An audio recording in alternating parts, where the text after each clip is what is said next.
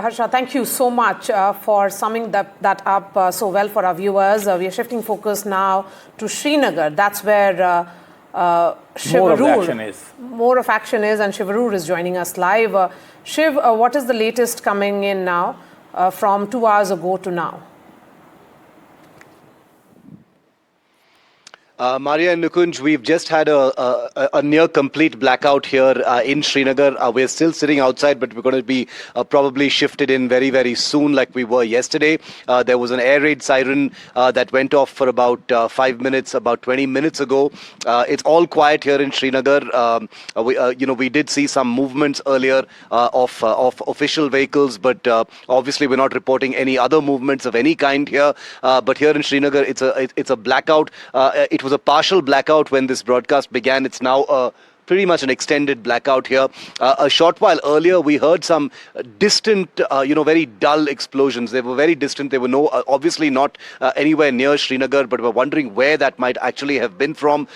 Could have been some anti-drone measure somewhere, but we obviously will not be speculating about that. We've asked our contacts to get us some verified information. All of this obviously happening in the context of what our network of reporters is bringing in with visual information from Samba, Pathan. There's information coming in from Amritsar, Rajouri, and Jammu as well. So I think we're going to be keeping our eyes open right now in Srinagar. Shiv, let me ask you a small question. Shiv, let me ask you a small question. Let me ask you. You are somebody who has been reporting on this story non-stop from the time this attack took place, the attack on Pahalgam, that is. And you have now spent a considerable amount of time in the upper reaches of LOC, almost close to where this ground zero is. Tell us something. General Hasnan was saying on the broadcast that if we are withdrawing, a methodical, step-by-step withdrawal is a better process of disengagement than a sudden withdrawal. Do you see, what is your reporter's hunch and experience tells you? Do you see that there is a process of withdrawal underway, or this is non-stop aggression of the same degree as we saw yesterday?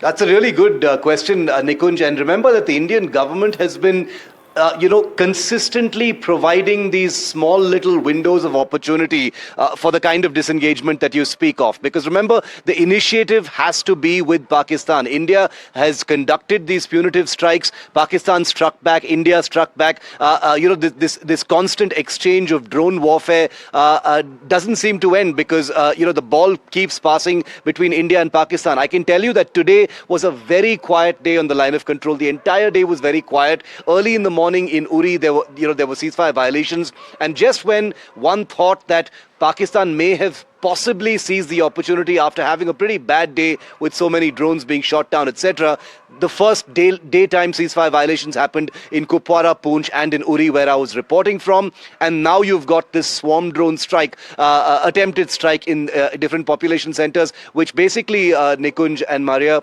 means the third attempt in just 48 hours by Pakistan to send drones in to attack population centers, not just military establishments. So the disengagement that you speak of, it seems like a mirage at this point of time. In the middle of this entire fog of war, the claims and counterclaims over damage, inflicted on both sides, the window of opportunity, the off-ramp, the exit route, the face saver, whatever you want to call it, I feel is really shrinking smaller and smaller. Because remember, each escalation creates an initiative for the other side to escalate right back, and that's what we're in the middle of right now.